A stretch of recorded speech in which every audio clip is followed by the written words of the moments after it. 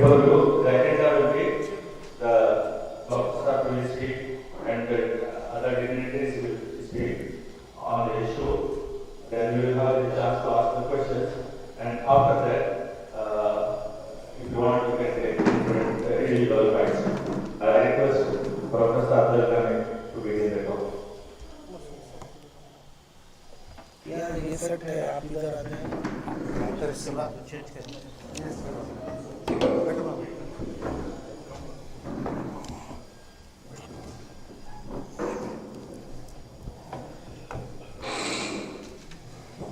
also there I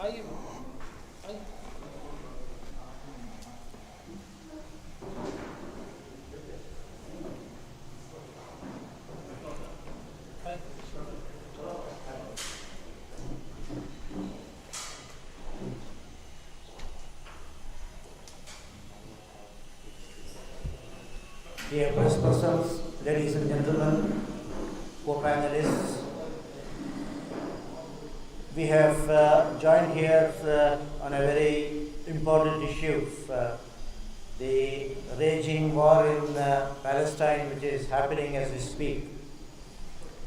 In the modern world and in this era, we have not witnessed such savagery and barbaric war imposed on a short strip of land.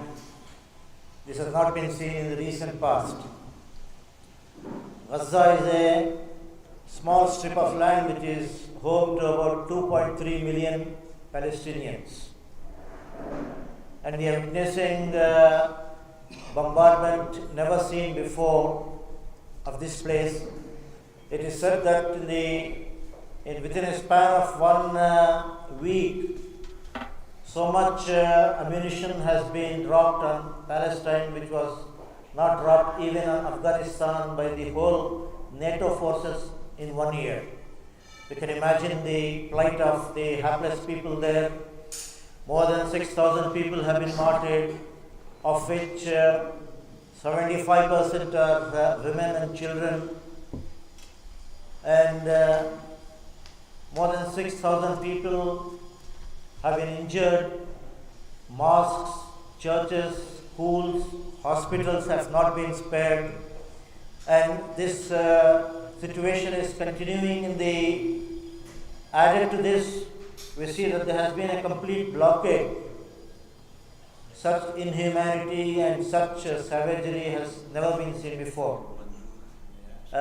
Even food, water, electricity and fuel has been denied to these hapless people. So the whole humanity is, and all people are ashamed of what is happening here. And demonstrations are seen all over the world, in every country possible.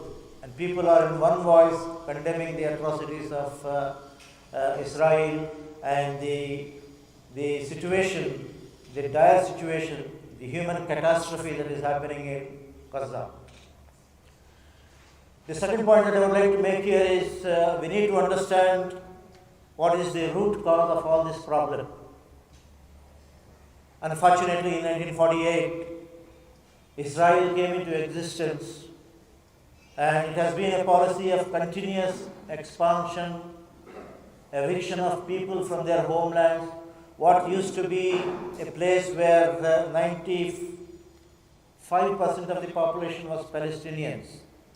And Palestinian Arabs have lived in that land for more than 2,500 years.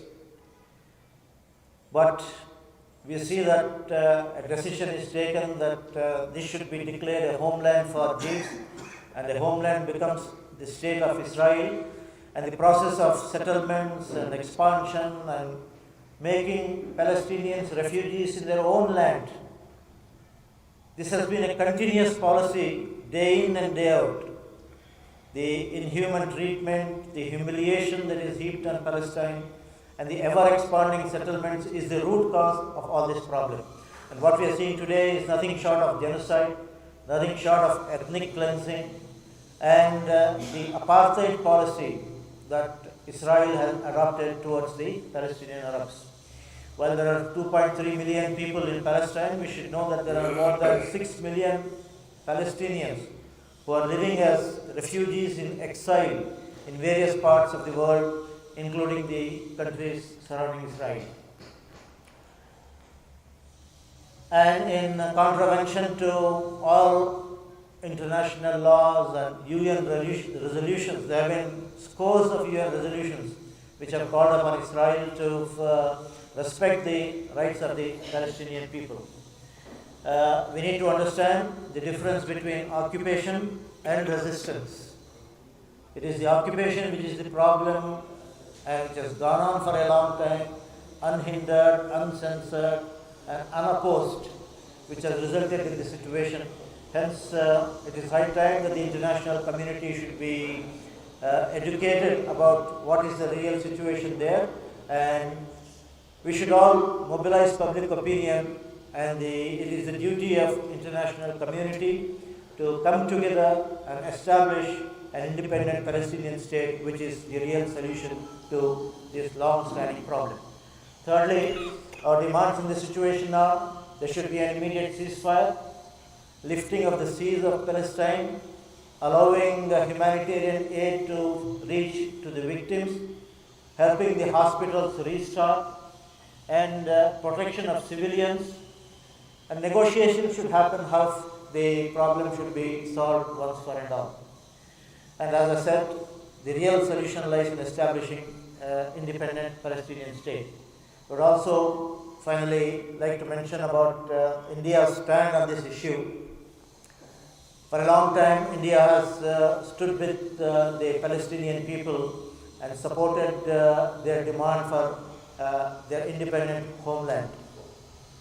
Even Mahatma Gandhi has said Palestine is for Palestinians just like England is for the English and France is for the French.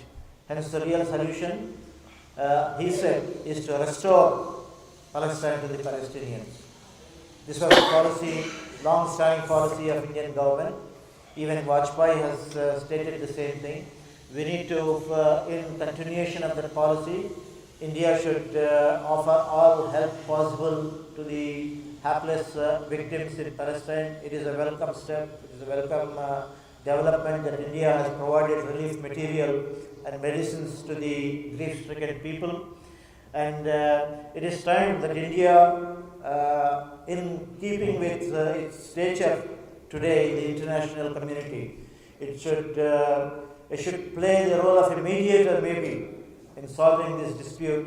This is the time India can stand up as a leader of the world and help in bringing about a resolution of this long-standing conflict. It is also the democratic right of all citizens, and all democracies should respect it, that people can voice their opinion and can stage a protest and make their feelings known. There should be an atmosphere where media should not distort the picture. Media should present the facts to the people.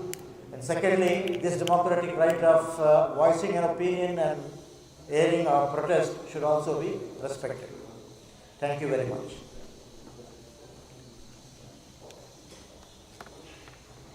Thank you, Dr. Saab. Now I will request Maulana Jihmarkaz sir to speak.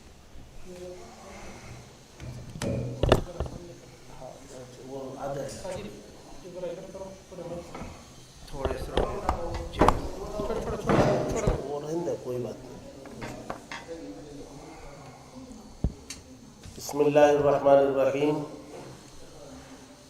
आज के इस अहम press conference के मौके पर आए हुए तमाम सहाफ़ियों का मैं इस्तकबाल करता हूँ। आज की ये कॉन्फ्रेंस आलमी सतह पर एक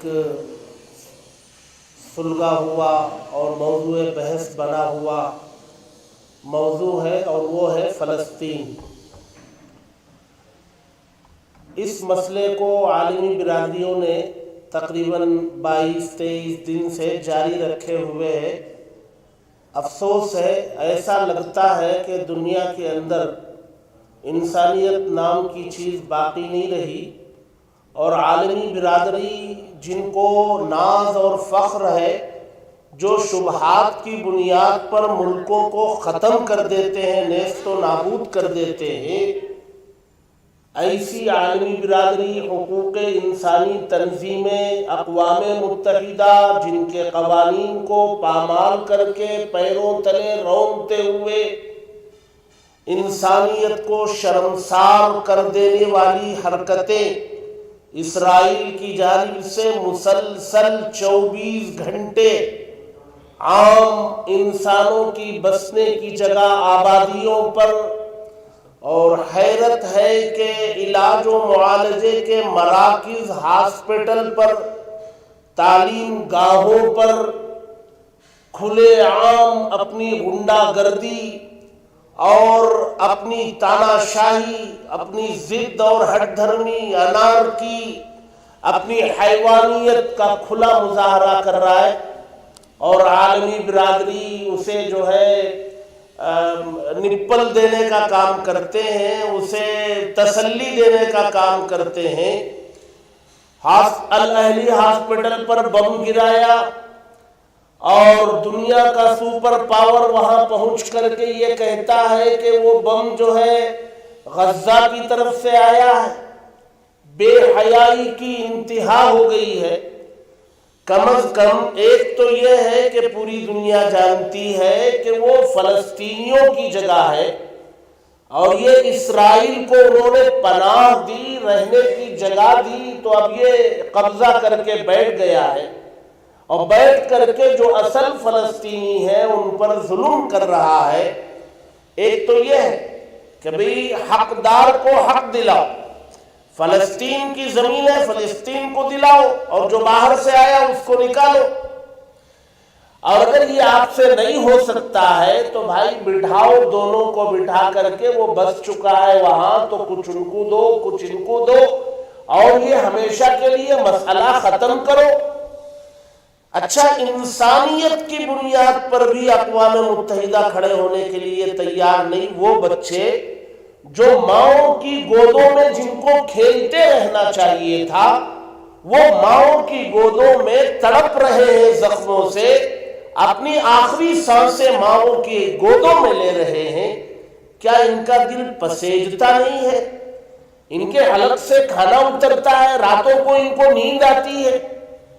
یہ کیسے انسان ہے، یا انسان کے خول میں کوئی اور یہ مخلوق ہے، سمجھ سے باہر ہے؟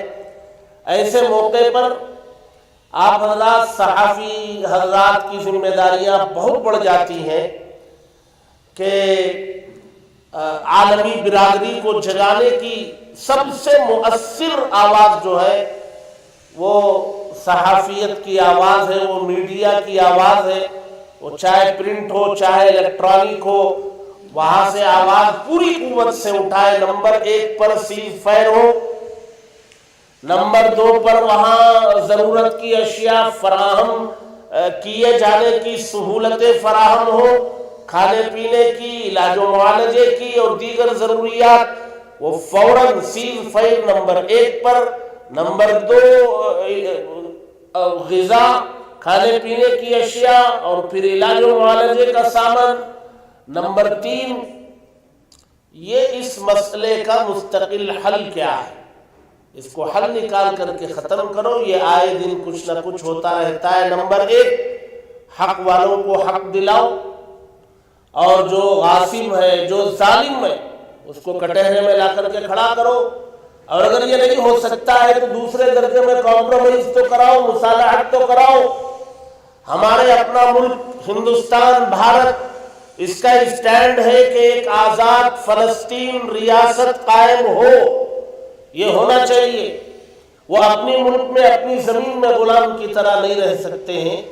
اس سلسلے میں آج یہ تمام تنظیموں کے وفاق کی طرف سے صوبہ کرناٹک کی تنظیمیں، ملکی سطح کی تنظیمیں بھی ہیں، नुमाइंदे के तौर पर 8-10 लोग बैठ करके पूरे सूबे के तंजीमों की नुमाइंदगी करते हुए मीडिया से गुजारिश करते हैं कि ये आवाज़ हमारी इस बंद कमरे से बाहर निकाल कर आलमी सतह पर पहुंचाने की कोशिश करें और दुआ भी करें, खुदा से अल्लाह से प्रेयर भी करें कि ये ख़त्म हो, अमन बहाल हो। अल्लाह ताला इसके फ़ैसले फरमाए और अमन उस सरजमीन उस खित्ते पर बहाल फरमाए।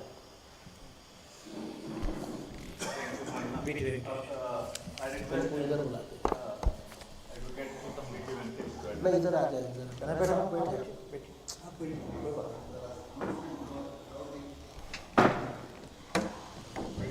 Mr. P.T. Venkatesh will be speaking to you now.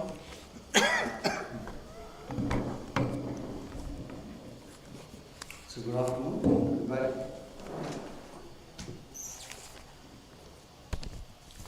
ಕನ್ನಡದಲ್ಲೇ ಮಾತಾಡ್ತೀನಿ, ವಿಷಯದ ಮಾತಾಡ್ತೀನಿ. ಮುಖ್ಯವಾಗಿರುವಂಥದ್ದು ಮೊದಲನೇದಾಗಿ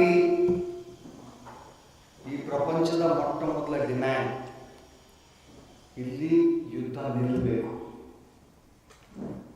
ಇದೊಂದು ಜನಾಂಗ ದ್ವೇಷದ ಯುದ್ಧವಾಗಿ ಪರಿಣಮಿಸಿದೆ. ಕಳೆದ ಒಂದು ಶತಮಾನ ಹಿಂದಿನಿಂದ ನಡೆದಿರುವಂಥ ಹೋರಾಟ ಇದೆ. ತಮ್ಮ ನೆಲದಲ್ಲೇ ತಾವು ಪರಿಕೀಯರಂತೆ ಬರುತ್ತಿರುವಂತಹ ಸ್ಥಿತಿ ಪ್ಯಾಲೆಸ್ತೀನಿಯರು.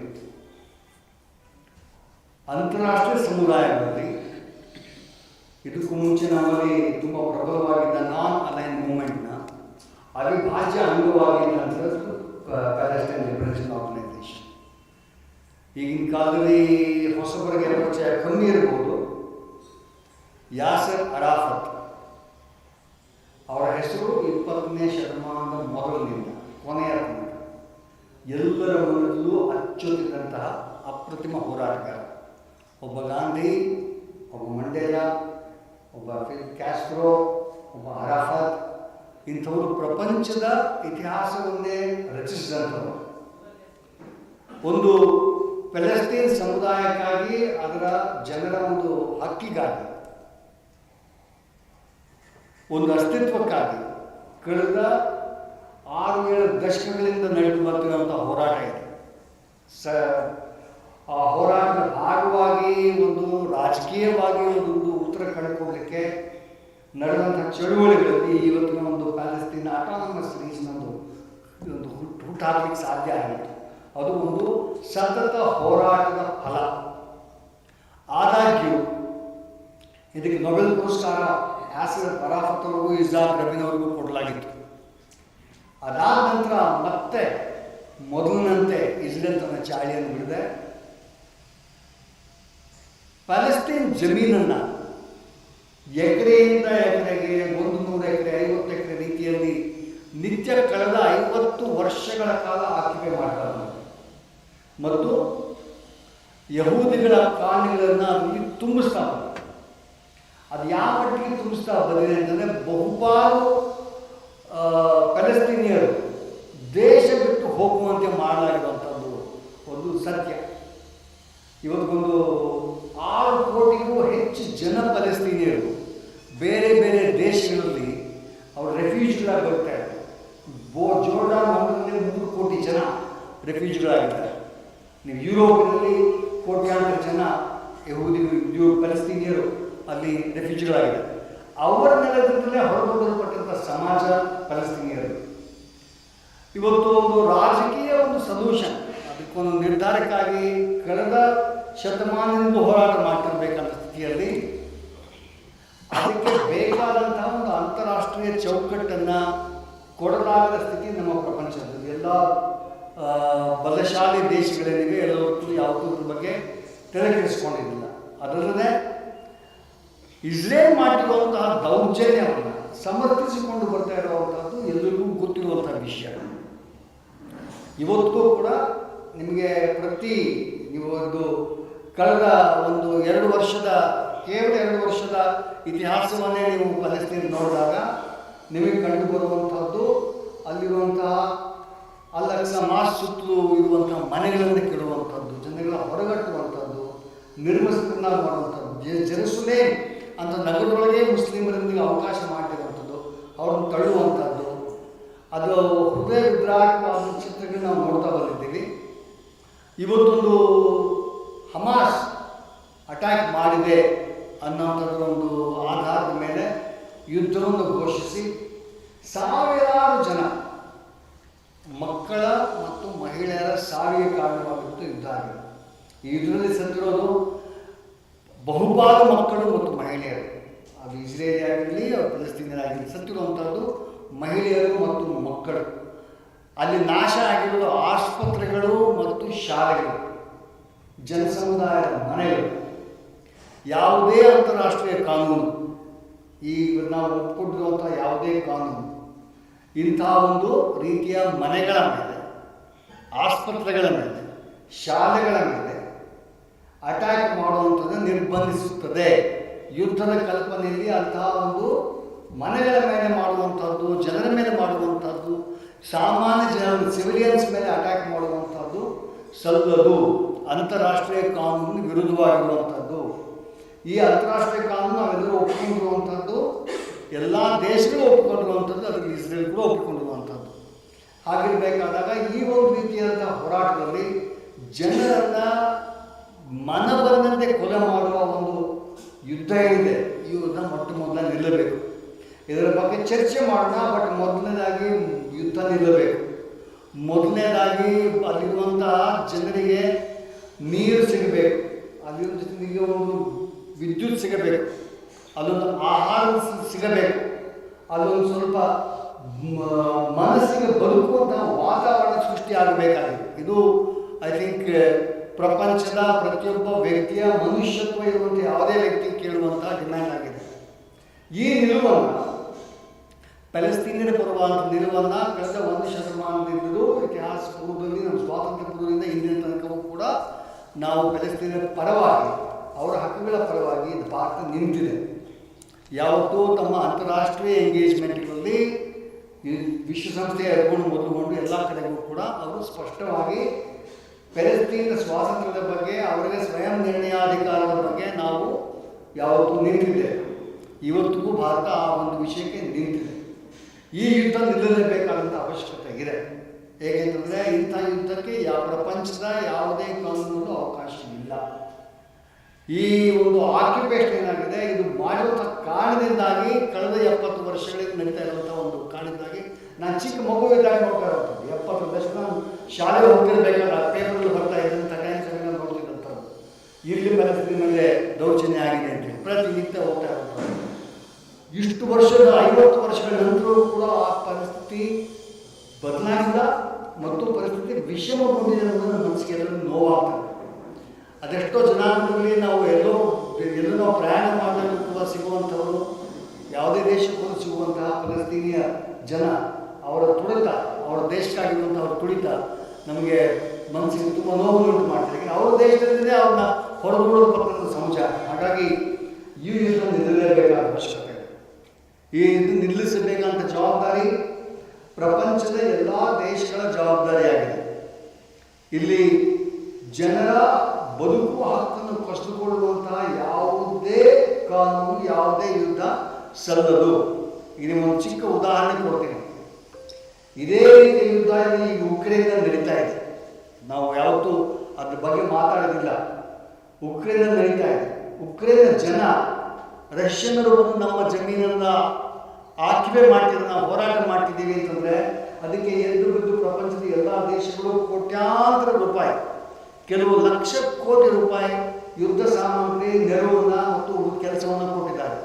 ಯುರೋಪಿನಾದ್ಯಂತ ಯಾವುದೇ ವೀಸಾ ಇಲ್ಲದೆ, ಯಾವುದೇ ಒಂದು ಪಾಸ್ಪೋರ್ಟ್ ಇಲ್ಲದೆ ಯುಕ್ರೇನಿಯನ್ನರು ಯುರೋಪಲ್ಲಿ ತಿರುಗಬೇಕಾಗಿರುವಂಥದ್ದು, ಕೆಲಸಕ್ಕೆ ಪಡೆಯೋದಕ್ಕೆ ಅವಕಾಶ ಇರುವಂಥ ಒಂದು ಸ್ಥಿತಿ ಇದೆ. ಅಷ್ಟು ಒಂದು ಮುಕ್ತವಾದ ಅವಕಾಶವನ್ನು ಯುಕ್ರೇನಿಗೆ ಮಾಡಿಕೊಟ್ಟಿದ್ದಾರೆ. ಆದರೆ ಕಳೆದ 100 ವರ್ಷಗಳು ನಡೀತಿರುವಂಥ ಪ್ಯಾಲೆಸ್ತೀನಿಯರ ಇದೇ ಸಮಸ್ಯೆ ಬಗ್ಗೆ ಚಕಾರ ಬೆತ್ತದೇ ಇರುವಂಥದ್ದು ತುಂಬ ತುಂಬ ತುಂಬ ದುಃಖವಾದಂಥ ವಿಷಯ ಆಗಿದೆ. ಇಲ್ಲಿ ಒಂದು ಇಬ್ಬಗೆಯ ನೀತಿ ಏನಿದೆ, ಇಬ್ಬಗೆಯ ನೀತಿ ಉಕ್ರೇನಿಗೊಂದು ಪ್ಯಾಲೆಸ್ತೀನ್ಗೊಂದು ಏನಿದೆ, ಅದು ನಿಲ್ಲಬೇಕಾದ ಅವಶ್ಯಕತೆ ಇದೆ. ಯುಕ್ರೇನ್ ಹೇಗೆ ಒಂದು ಸ್ವತಂತ್ರ ರಾಷ್ಟ್ರವೋ ಹಾಗೆ ಪ್ಯಾಲೆಸ್ತೈನ್ ಕೂಡ ಒಂದು ಸ್ವತಂತ್ರ ರಾಷ್ಟ್ರವಾಗಿರಬೇಕಾದ ಅವಶ್ಯಕತೆ ಇದೆ.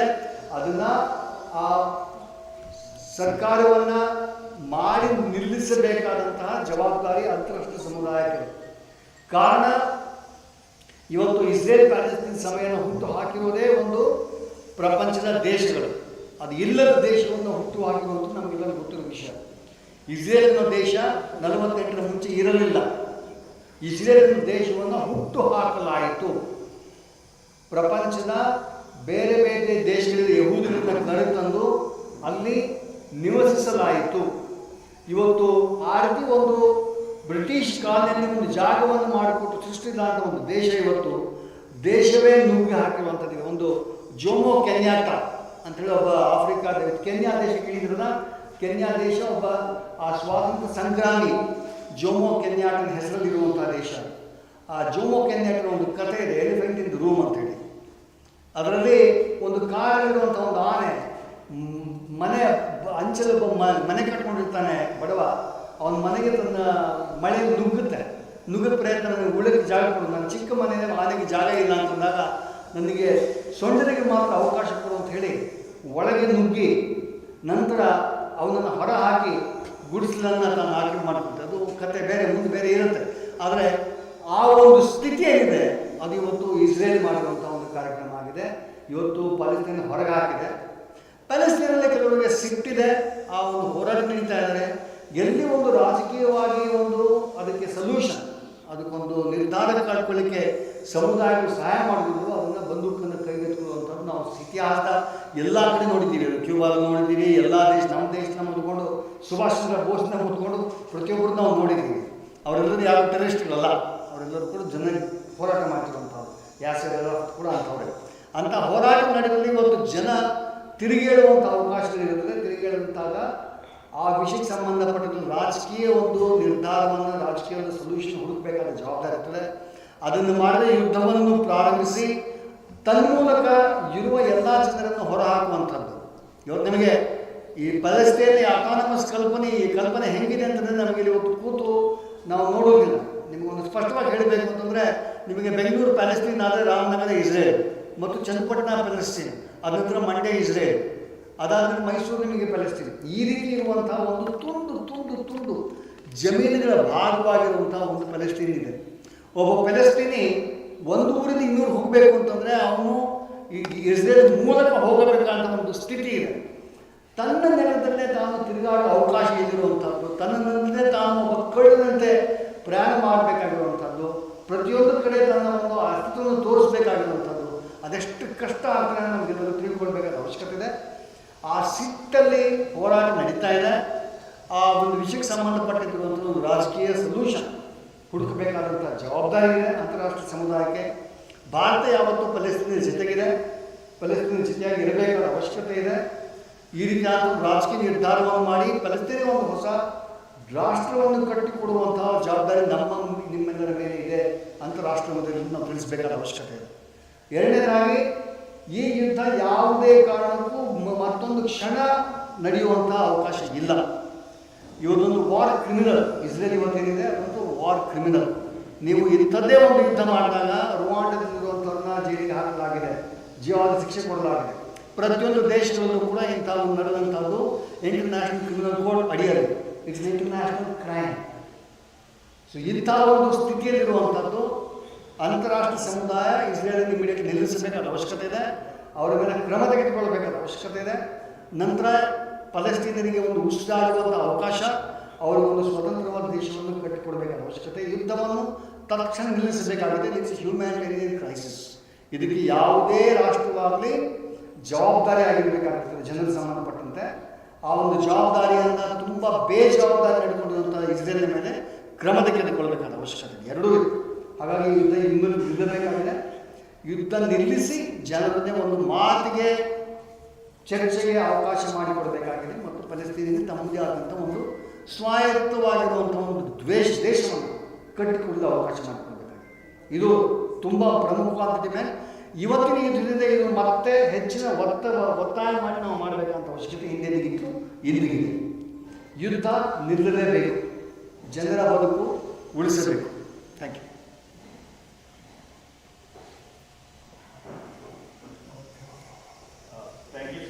for your enlightening thought.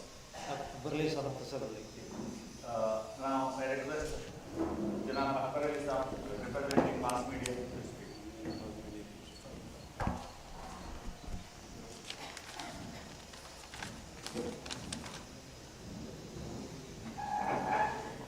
ಆತ್ಮೀಯ ಮಾಧ್ಯಮ ಮಿತ್ರರೇ, ಇವತ್ತು ಇಸ್ರೇಲ್ ಮತ್ತು ಪ್ಯಾಲೆಸ್ತೀನ್ ಇದರ ವಿಷಯವಾಗಿ ನಾವಿಲ್ಲಿ ಸೇರಿದ್ದೇವೆ. ಇಸ್ರೇಲಿನ ಬರ್ಬರತೆ, ರಾಕ್ಷಸೀಯತೆ ಅದು ಕೊನೆಗೊಳ್ಳಬೇಕು ಅಂತೇಳಿ ನಾವು ಪ್ರಥಮದ ಆಗ್ರಹಿಸ್ತೇವೆ. ಇದು ಗುಬ್ಬಿಯ ಮೇಲೆ ನಡೆಯುತ್ತಿರುವಂತಹ ಬ್ರಹ್ಮಾಸ್ತ್ರ ಅಂತೇಳಿ ನಾವು ತಿಳ್ಕೊಂಡಿದ್ದೇವೆ. ಈಗ ಒಂದು ದೊಡ್ಡ ವಿಷಯ ಹಮಾಸ್ ಅನ್ನು ಮುಂದಕ್ಕೆ ತರಲಾಗಿದೆ. ಈ ಹಮಾಸಿನ ಅಟ್ಯಾಕ್ ಹೇಳುವಂಥದ್ದೇ ಒಂದು ದೊಡ್ಡ ವಿಷಯವನ್ನಾಗಿ ಬಿಂಬಿಸುವಂತಹ ಪ್ರಯತ್ನ ಇಸ್ರೇಲ್ ಮಾಡ್ತಾ ಇದೆ. ನಿಜವಾಗಿ ಇದು ನೋಡಲಿಕ್ಕೆ ಹೋದರೆ 1948ರಲ್ಲಿ ಏನು ಪ್ಯಾಲೆಸ್ತೀನಿನ 7% ಭೂಭಾಗವನ್ನು ಇಸ್ರೇಲ್ನವರಿಗೆ ದಾನವಾಗಿ ನೀಡಲಾಗಿತ್ತು. ಅವರಿಗೆ ಆಶ್ರಯ ತಾಣವಾಗಿ 1948ರಲ್ಲಿ ನೀಡಲಾಗಿತ್ತು. ಇವತ್ತು ಅವರು ಆ ಭೂಭಾಗವನ್ನು ಸರಿಸುಮಾರು ಪ್ಯಾಲೆಸ್ತೀನ್ನ 87 ಭಾಗವನ್ನು ಅವರು ಆಕ್ರಮಿಸಿಕೊಂಡಿದ್ದಾರೆ. ಅಂದರೆ ಭೂಭಾಗಕ್ಕಾಗಿ ಈ ಹೋರಾಟ ಸರಿಸುಮಾರು 75 ವರ್ಷಗಳಿಂದ ನಡೀತಾ ಬರ್ತಾ ಇದೆ ಹೇಳುವಂಥದ್ದು ಬಹಳ ಮುಖ್ಯ. ನಾವಿದನ್ನು ಕೇವಲ 2-3 ವಾರಗಳ ಪರಿಸ್ಥಿತಿಯಲ್ಲಿ ನೋಡುವುದಲ್ಲ, ಬದಲಾಗಿ 75 ವರ್ಷಗಳ ಇಸ್ರೇಲಿನ ಇತಿಹಾಸವನ್ನು ನಾವು ಮುಂದೆ ಇಟ್ಟು ಇದರ ಬಗ್ಗೆ ನಾವು ಚರ್ಚೆ ಮಾಡಬೇಕು ಮತ್ತು ಇದನ್ನು ಅರ್ಥ ಮಾಡಿಕೊಳ್ಳಬೇಕಾಗ್ತದೆ. ಹಮಾಸ್ ಹುಟ್ಟಿದ್ದು 1987ರಲ್ಲಿ, ಅಂದರೆ 39 ವರ್ಷದ ನಂತರ ಹಮಾಸಿನ ಸ್ಥಾಪನೆ. ಆ 39 ವರ್ಷದ ಒಳಗೆ ಈ ಇಸ್ರೇಲಿನ ಹತ್ಯಾಕಾಂಡಗಳು ಏನಿತ್ತು ಹೇಳುವಂಥದ್ದು ಅದು ಜಗಜ್ಜಾಹಿರಾಗಿದೆ.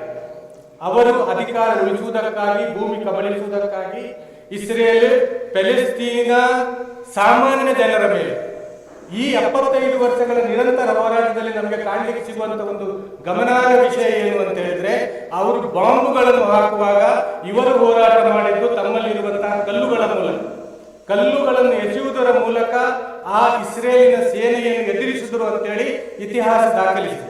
ಅದೇ ರೀತಿಯಲ್ಲಿ ನೋಬೆಲ್ ಅವಾರ್ಡ್ ನಮ್ಮ BT ವೆಂಕಟೇಶ್ ಅವರು ಹೇಳಿದರು, ನೋಬೆಲ್ ಅವಾರ್ಡ್ ಸಿಕ್ಕಿದಂತಹ ಯಾಸರ್ ಅರಫಾತ್ ಅವರಿಗೆ ಕೊನೆಯ ಕ್ಷಣದಲ್ಲಿ 2002ರಿಂದ 2004ರ ತನಕ ದಿಗ್ಬಂಧನದಲ್ಲಿಟ್ಟು, ಜೈಲಿನಲ್ಲಿಟ್ಟು, ತಾವು ಮಾಧ್ಯಮಗಳೇ ಅದನ್ನು ಬಿತ್ತರಿಸಿದ ವರದಿಗಳ ಪ್ರಕಾರ ಅವರಿಗೆ ವಿಷಪಟ್ಟು ಸಾಯಿಸಲಾಯಿತು. ಅದು ಒಬ್ಬ ನೋಬೆಲ್ ಪಾರಿತೋಷಕ ಸಿಕ್ಕಿದಂತಹ ಒಬ್ಬ ಶಾಂತಿ ಪ್ರಿಯ, ಯಾವ ರೀತಿ ಭಾರತಕ್ಕಾಗಿ ಗಾಂಧೀಜಿ ಸ್ವಾತಂತ್ರ್ಯ ಹೋರಾಟ ನಡೆಸಿದ್ದರೋ ಅದೇ ರೀತಿಯಲ್ಲಿ ಪ್ಯಾಲೆಸ್ತೀನ್ನ ಹೋರಾಟಗಾರನಾಗಿ ಮೂಡಿ ಬಂದಂತಹ ಯಾಸರ್ ಅರಫಾತ್ ಅವಸ್ಥೆ ಅವರು ಆ ರೀತಿ ಮಾಡಿಬಿಟ್ಟು. ಅಷ್ಟು ಮಾತ್ರ ಅಲ್ಲ, ನಮ್ಮ ವಿಶ್ವಸಂಸ್ಥೆ ಈ ಇಸ್ರೇಲಿನ ವಿರುದ್ಧ 45 ಅಧಿಕೃತವಾದಂತಹ ನಿರ್ಣಯಗಳನ್ನು ಅಂಗೀಕರಿಸಿದೆ.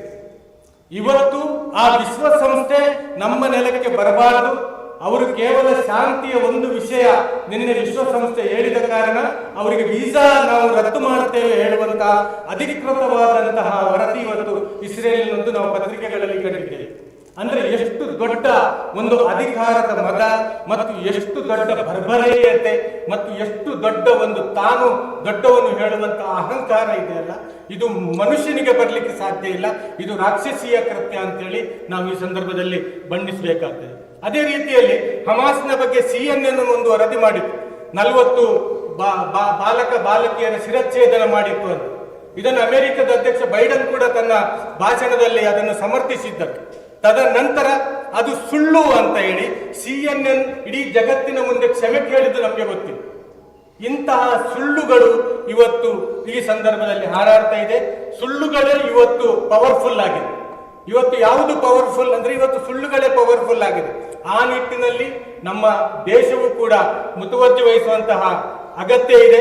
ವಿಯೆಟ್ನಾಮಿನ ಮೇಲೆ 1990ರಲ್ಲಿ ಎಷ್ಟು ಸಾವು ನೋವುಗಳಲ್ಲಿ ಆಯಿತು, ಇದು ಕೂಡ ನಮ್ಮ ಮುಂದೆ ಇದೆ. ನಾವು ಇದೆಲ್ಲವನ್ನು ಮುಂದಿಟ್ಟುಕೊಂಡು ಈ ಸರ್ಕಾರದೊಂದಿಗೆ ನಮ್ಮ ವಿನಂತಿ ಏನು ಅಂದ್ರೆ, ಯುದ್ಧ ಕೊನೆಗೊಳಿಸುವುದಕ್ಕಾಗಿ ಸರ್ಕಾರ ಮುತುವರ್ಜಿ ವಹಿಸಬೇಕು. ಅಲ್ಲಿ ಯುದ್ಧ ಈಗಾಗಲೇ ಕೊನೆಗೊಳಿಸಬೇಕು. ಮತ್ತು ಶಾಂತಿ ಪ್ರಕ್ರಿಯೆಯ ಮೂಲಕ ಅಲ್ಲಿ ಸಾಮರಸ್ಯದ ವಾತಾವರಣ ಮೂಡಬೇಕು. ಪ್ಯಾಲೆಸ್ತೀನಿಯರ ಹಕ್ಕು ಅದು ಅವರಿಗೆ ಸಿಗಬೇಕು.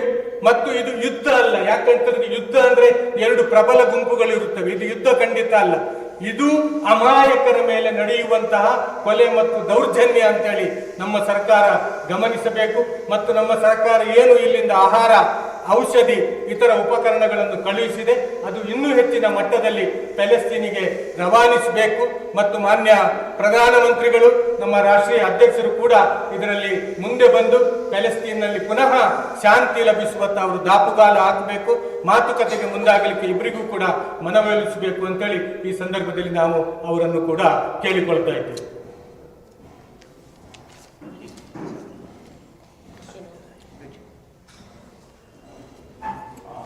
Now the session is open for your questions. You can direct your questions to any of the speakers.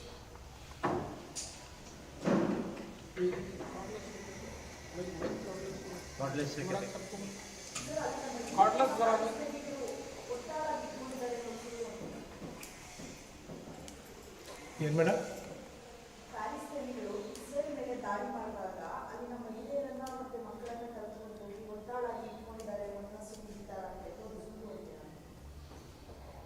ಅದ್ರ ಬಗ್ಗೆ ನಮ್ಮ ರಾಷ್ಟ್ರೀಯ ಹೊಣೆಗಾರರು ಕೂಡ ಆ ಬಗ್ಗೆ ಏನು ಇಷ್ಟು ತನಕ ಹೇಳಲಿಲ್ಲ. ಮತ್ತು UN ಕೂಡ ಇಷ್ಟು ತನಕ ಏನು ಹೇಳಲಿಲ್ಲ. ಅಧಿಕೃತ ಅಂತೇಳಿ ಹೇಳಬೇಕಿದ್ರೆ ನಮ್ಮ ದೇಶದ ಪ್ರಧಾನಮಂತ್ರಿಗಳು ಅಥವಾ ಅಧ್ಯಕ್ಷರು ಅವರ ಬಗ್ಗೆ ಹೇಳಬೇಕಿತ್ತು. ಗೃಹ ಮಂತ್ರಿಗಳಾದರೂ ಹೇಳಬೇಕಿತ್ತು. ಆ ಬಗ್ಗೆ ಅವರು ಇಷ್ಟರವರೆಗೆ ಅದರ ಬಗ್ಗೆ ಏನು ವಿಷಯವನ್ನು ಮಾತಾಡಲಿಲ್ಲ. ಅದರಿಂದ ಅದನ್ನಷ್ಟು ಇಷ್ಟು ಬೇಗ ವಿಮರ್ಶಿಸುವುದು ಸರಿಯಲ್ಲ ಅಂತೇಳಿ ನಮ್ಮ ಭಾವನೆ.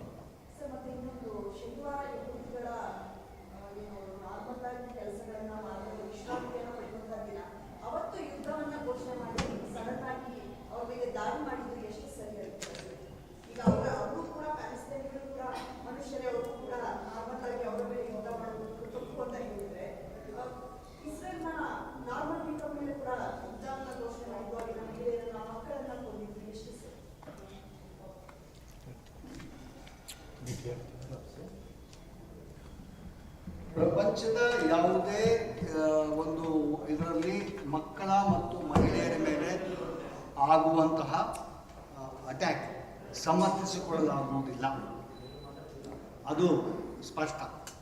ಆದರೆ ಒಂದು ಸ್ಥಿತಿಯ ಬಗ್ಗೆ ವಾತಾವರಣ ಹೇಗೆ ಉಂಟಾಯಿತು ಅನ್ನೋದು ಸಂಬಂಧಪಟ್ಟ ನಾವು ಯೋಚನೆ ಮಾಡಬೇಕಾಗ ನಮ್ಮಲ್ಲಿ ಇವತ್ತು ನೀವು ಹನಾ ಅಶ್ರಾವಿ ಪ್ಯಾಲೆಸ್ತೀನ್ ನಾಯಕತ್ವದ ಒಬ್ಬ ರೆಪ್ರೆಸೆಂಟ್ ಆಗಿದ್ದು ಅಂತವರು ಕಳೆದ 4 ದಶಕದ ಕೆಲಸ ಮಾಡ್ತಾರೆ ಅಶ್ರಾವಿ ಅವರು ನಿನ್ನೆ ಕೊಟ್ಟಿರುವಂತಹ ಒಂದು ಪತ್ರಿಕಾ ಇದರಲ್ಲಿ 2 ರೀತಿಯಾದಂತಹ ಒಂದು ಮಾಧ್ಯಮದ ವರ್ತನೆ ಇದೆ.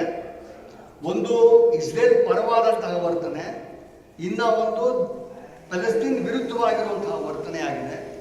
ಇವತ್ತು ಇಲ್ಲಿ ಚರ್ಚೆ ಆಗಬೇಕಾಗಿರುವಂತಹದ್ದು ಒಂದು ಯಾವುದೋ ಅಟ್ಯಾಕ್ ಸಂಬಂಧಪಟ್ಟಂತೆ ಒಂದು ಅಪರಾಧವನ್ನು ನಾವು ಮಾಡಿ ಅವ್ರ ಮೇಲೆ ನಾವು ಕ್ರಮ ತೆಗೆದುಕೊಳ್ಬೇಕಾಗಿ ಬರ್ತದೆ. ಆದರೆ ಪ್ಯಾಲೆಸ್ತೀನ್ ಜನರ ಮೇಲಲ್ಲ.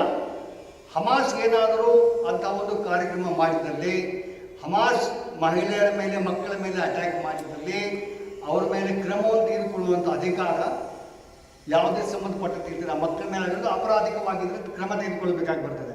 ಆದರೆ ನಮ್ಮದೊಂದು ತುಂಬ ಮುಖ್ಯವಾದಂತಹ ಕನ್ಸ್ಟ್ರಕ್ಟ್ ಇದೆ. ಇವತ್ತು ಗಾಂಧಿ ಆಗಲಿ, ನೆಲ್ಸನ್ ಮಂಡೇಲಾ ಆಗಲಿ, ಸುಭಾಷ್ ಚಂದ್ರ ಬೋಸ್ ಆಗಲಿ, ಯಾರೇ ಆಗಲಿ, ಬ್ರಿಟಿಷ್ ಸರ್ಕಾರ ಇಲ್ಲಿದ್ದಾಗ ಅವರೆಲ್ಲರೂ ಟೆರರಿಸ್ಟ್ಗಳಾಗೇ ಇದ್ದರು, ದೇಶದ್ರೋಹಿಗಳಾಗೇ ಇದ್ದರು. ಇನ್ಫ್ಯಾಕ್ಟ್ ನಾವು ಮರೆತು ಹೋಗಿರುವಂಥದ್ದು ದೇಶದ್ರೋಹದ ಅಪರಾಧದ ಮೇಲೆ ಜೈಲಲ್ಲಿ ಹೋಗಿದ್ದೆಲ್ಲರೂ ಕೂಡ ಸ್ವಾತಂತ್ರ್ಯ ಹೋರಾಟಗಾರರು. ಈ ದೇಶ ಸ್ವಾತಂತ್ರ್ಯವನ್ನ ಜ್ಞಾಪಕ ಯಾರು ದೇಶದ್ರೋಹಿ ಅನ್ನುವಂಥ ಪ್ರಶ್ನೆ ಬಂದಾಗ ಅದಕ್ಕೆ 108 ಪ್ರಶ್ನೆಗಳು ಉಂಟಾಗ್ತವೆ. ಅದೇ ರೀತಿಯಲ್ಲಿ ಪ್ಯಾಲೆಸ್ತೀನಿಗೆ ಸಂಬಂಧಪಟ್ಟಂತೆ ಬಂದಾಗ ಕೂಡ ಯಾರು ದೇಶದ್ರೋಹಿ, ಒಬ್ಬರ ದೇಶದ್ರೋಹಿ ಇನ್ನೊಬ್ಬರ ಸ್ವಾತಂತ್ರ್ಯ ಹೋರಾಟಗಾರ ಅನ್ನೋದು ನಮಗೆಲ್ಲರೂ ಗೊತ್ತಿರುವಂಥದ್ದು. ನಾವು ಸ್ವಾತಂತ್ರ್ಯ ಪಡೆದಂಥ ದೇಶವಾಗಿ ನಮಗೆ ಅದರ ಇತಿಹಾಸವನ್ನು ನಾವು ತಿಳ್ಕೊಂಡಿರುವಂಥದ್ದಾಗಿದೆ. ಆದರೆ ಇಲ್ಲಿ ವಿಪರ್ಯಾಸ ಅಂತಂದರೆ ತನ್ನ ದೇಶದಲ್ಲೇ ಜನರನ್ನು ತಮ್ಮನ್ನು ಹೊರಗಿರುವಂಥ ಒಂದು ವ್ಯವಸ್ಥೆ ಇದೆ. ಬ್ರಿಟಿಷರು ಕೂಡ ಮಾಡಿರಲಿಲ್ಲ, ನಮ್ಮ ದೇಶ ನಮ್ಮನ್ನು ಹೊರಗೆ ಹಾಕಿರಲಿಲ್ಲ. ಅವರು ನಮ್ಮ ದೇಶಕ್ಕೆ ಬಂದರು, ಆಮೇಲೆ ನಾವು ಹೋರಾಟ ಮಾಡಿ ಅದನ್ನು ಕಳಿಸಿದ್ವಿ.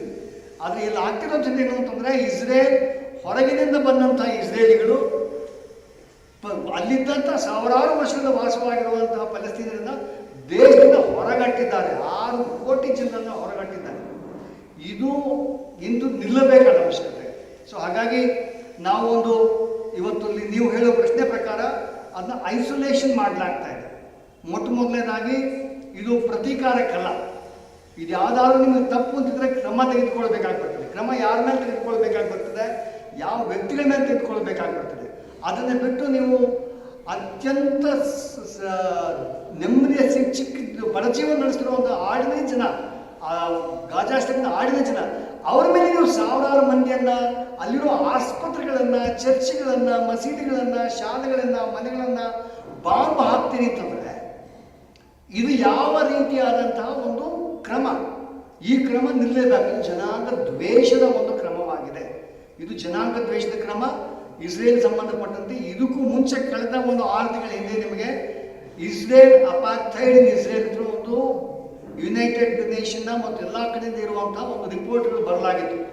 ಯಾವ ರೀತಿಯಲ್ಲಿ ಕರಿಯರನ್ನ ಸೌತ್ ಆಫ್ರಿಕಾದಲ್ಲಿ ಹೊರಗಿಡಲಾಗಿತ್ತು, ಅದೇ ರೀತಿಯಾಗಿ ಪ್ಯಾಲೆಸ್ತೀನಿಯರನ್ನ ಇಸ್ರೇಲಿಗಳು ಹೊರಗಿಡ್ತಾ ಇದ್ದಾರೆ, ಅದೇ ರೀತಿ ಡಿಸ್ಕ್ರಿಮಿನೇಷನ್ ಮಾಡ್ತಿದ್ದಾರೆ ಅಂತ ಹೇಳಿ ನಡೀತಾ ಇತ್ತು.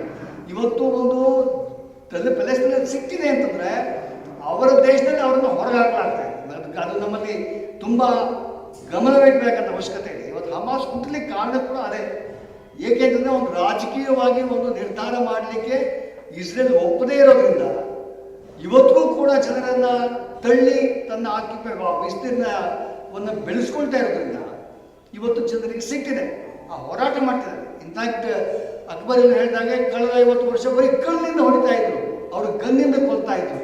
ಅದು ನೀವು ಚಿತ್ರಗಳನ್ನು ನೀವು ಗೂಗಲಲ್ಲಿ ಹುಡುಕಿ ನೋಡಿದ್ರೆ ಪ್ರತಿ ವರ್ಷದ ಇತಿಹಾಸ ನೀವು ಹುಡುಕ್ತಾ ಹೋದ್ರೆ ಪ್ಯಾಲೆಸ್ಟೈನ್ ದೌರ್ಜನ್ಯದ ಬಗ್ಗೆ ನಿಮಗೆ ಸಂಪೂರ್ಣ ಮಾಹಿತಿ ಸಿಕ್ಕತ್ತೆ. ಸೊ ಆ ನಿಟ್ಟಿನಲ್ಲಿ ನಾವು ಇದನ್ನು ನೋಡಬೇಕಾದ ಅವಶ್ಯಕತೆ ಇದೆ. ನಾವು ಹಮಾಸ್ನ ಅಟ್ಯಾಕ್ ಮಾಡೋದನ್ನ ಮಾಡಿದ್ರೆ ಹಮಾಸ್ ಮೇಲೆ ಕ್ರಮ ತೆಗೆದುಕೊಳ್ಳಿ. ಆದರೆ ನೀವು ಜನ ಅಂತ ಒಂದು ಸಂಘಟನೆ ಅಸ್ತಿತ್ವಕ್ಕೆ ಬರುತ್ತೆ ಅಂತಂದ್ರೆ ಅದಕ್ಕೆ ಕಾರಣ ಯಾರು, ಅಂತ ವ್ಯವಸ್ಥೆ ಹುಟ್ಟಾಕಿದ್ದು ಯಾರು? ಈ ಪ್ರಶ್ನೆಗಳನ್ನು ಕೂಡ ಮಾಧ್ಯಮ ಎತ್ತಬೇಕಾದ ಅವಶ್ಯಕತೆ. ಮಾಧ್ಯಮಕ್ಕೆ ಜವಾಬ್ದಾರಿ ಇದೆ.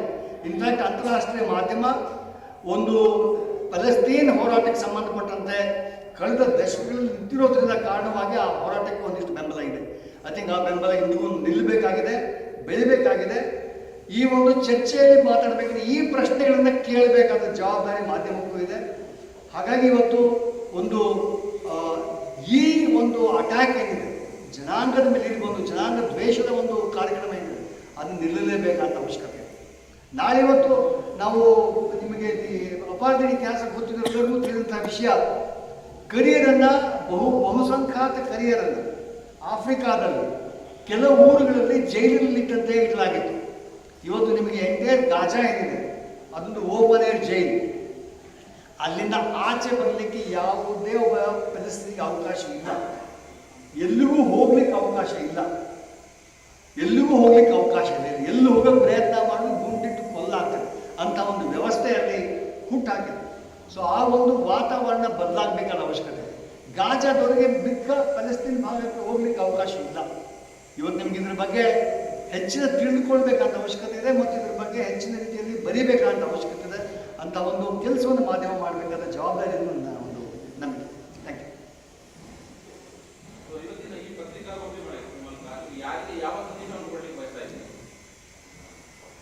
ಯು. ಇದು ನಮ್ಮ ಸರ್ಕಾರ ಈಗಾಗಲೇ ಇದಕ್ಕೆ ಸಂಬಂಧಪಟ್ಟಂತೆ ನೆರವನ್ನು ಕೊಡಲಾಗ್ತಾ ಇದೆ. ಅಂತಾರಾಷ್ಟ್ರೀಯ ಮಟ್ಟದಲ್ಲಿ ಭಾರತ ಸರ್ಕಾರ ಪ್ಯಾಲೆಸ್ತೀನ ಪರವಾಗಿ ಒತ್ತಡವನ್ನು ಹೇರಬೇಕಾದ ಅವಶ್ಯಕತೆ ಇದೆ. ಪ್ಯಾಲೆಸ್ತೀನ್ನ ರಾಜಕೀಯ ನಿರ್ಧಾರವನ್ನು, ಪ್ಯಾಲೆಸ್ತೀನ ಅಸ್ತಿತ್ವ ಸಂಬಂಧಪಟ್ಟಂತೆ ನಮ್ಮ ನಿಲುವನ್ನು ಸಮರ್ಥಿಸಿಕೊಂಡು ಅವರಿಗೆ ನೆಲೆ ಕಂಡುಕೊಳ್ಳಲಿಕ್ಕೆ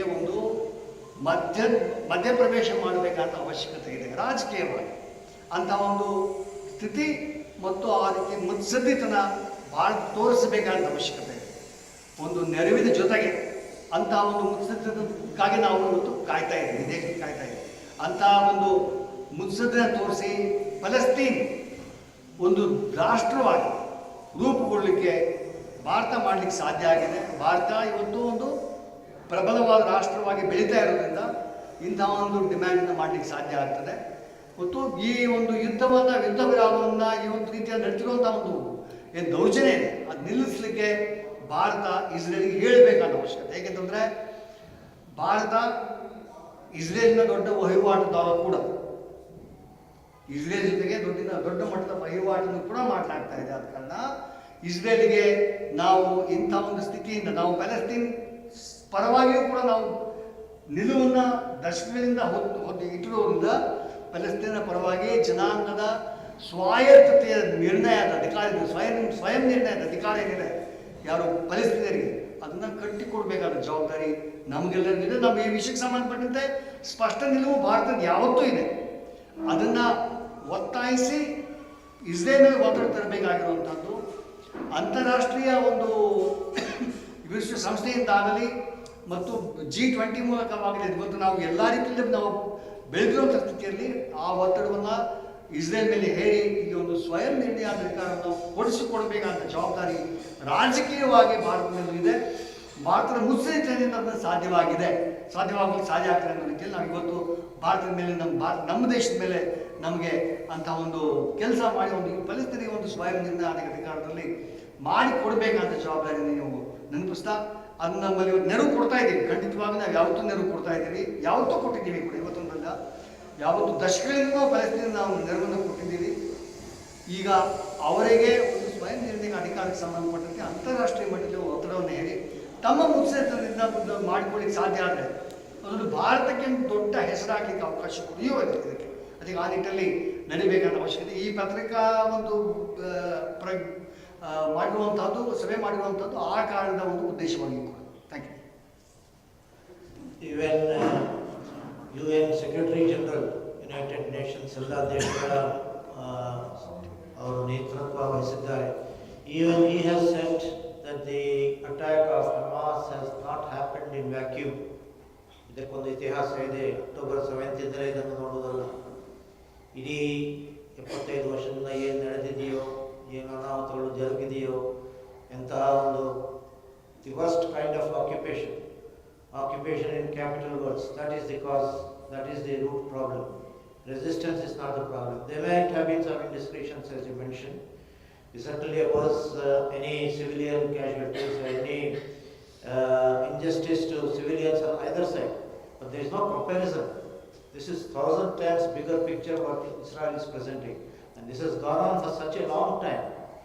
So let us not confuse the issue. The focus should be on, whilst we also condemn the civilian casualties on the other side, the larger picture should not be lost sight of. It is not naming an organization so and so which is important. It is standing up for the cause of justice. This problem has been neglected for such a long time. There should be political resolution for this. The world should stand in support of common civilians. Palestinians is what is at stake. It is not just Hamas, it is not just a organization. It is the entire population which is being subjected to the most inhumane treatment ever seen in history. So we need to realize our priorities and we need to act accordingly.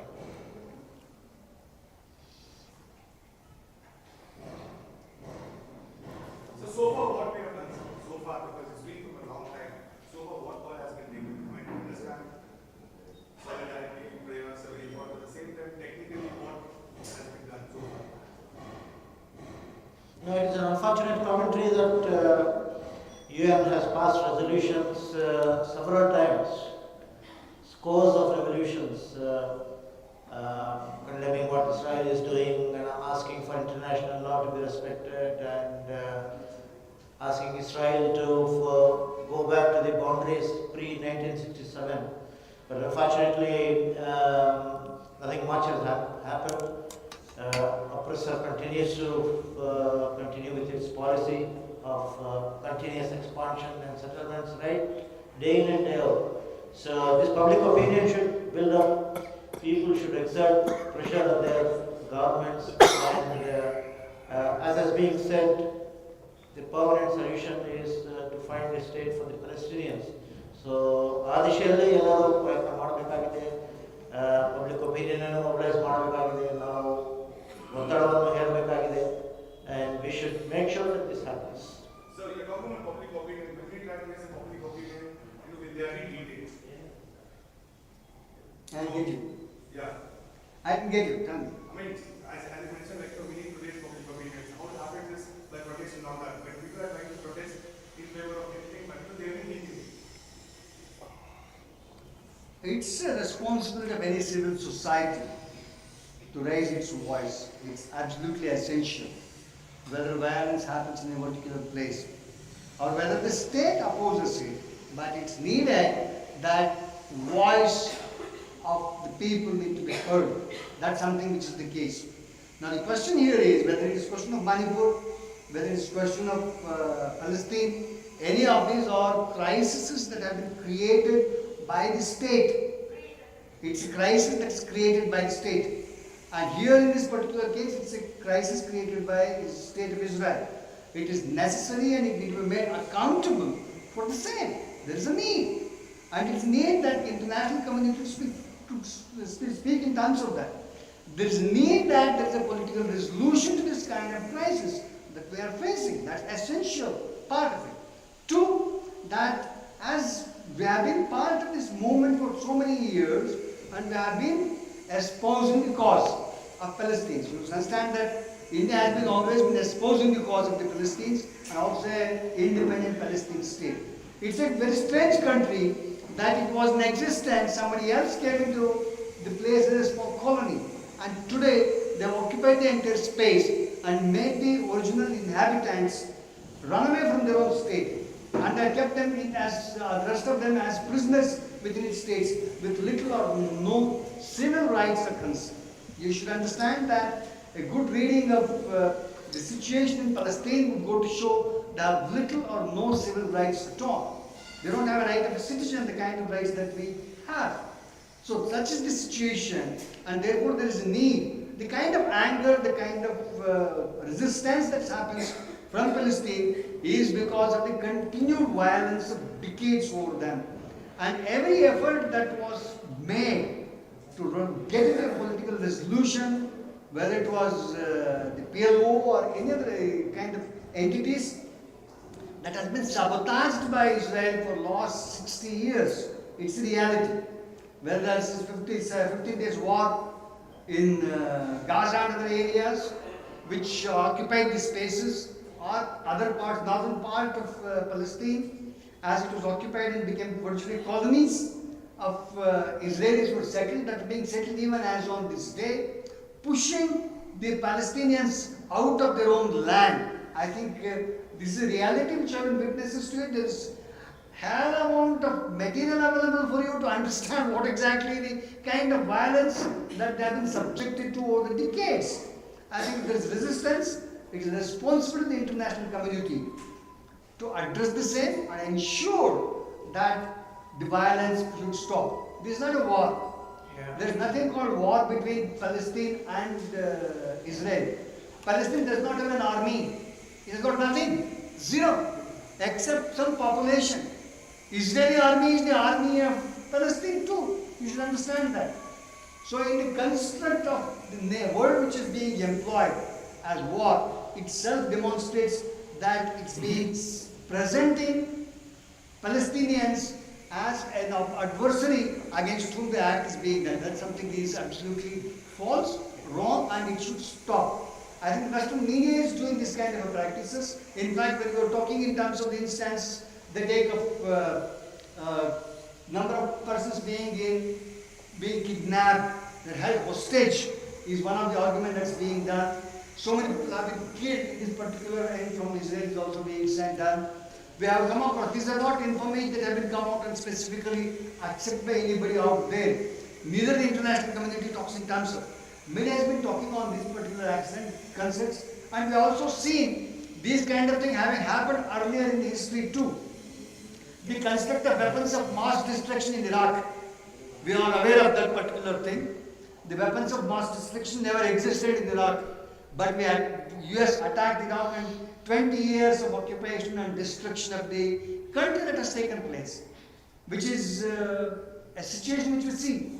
A similar situation is Russia. At least Russia is doing in Ukraine and we support Ukraine. But whereas when we talk in terms of Israel, the Palestinian is concerned, we support Israel. I think how this double standards there in the international media, how the double standard in the international community needs to be exposed by the media, the independent, vigilant media. I think there is a need for the same, and I think that gives strength to the movement of people for self-determination. I think that's something should be the way forward. So precisely for that reason, we are demanding that immediately the Israel state should stop bombing, it should stop any kind of violence against people, and normalcy needs to be arrived. That's essential. मायूसी की इस वक्त कोई ज़रूरत नहीं है. We don't have to despair, we don't have to feel disappointed. We have driven British out of India, isn't it? And through non-violent means. So this importance of standing up for the cause of truth, for the cause of justice, whatever the odds may be, we should have enough courage and gumption to stand up for the cause of justice. And this should happen more often. It should happen in a sustained manner. Results will come. And it is not that the cause is difficult or easy. It is a question of always being on the side of justice and truth. That is what matters. Be it lone voice, nevertheless, we have to do the right thing.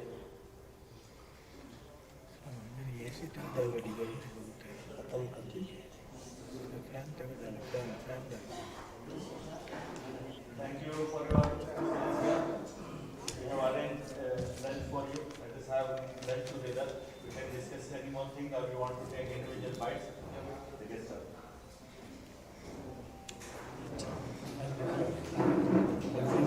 It's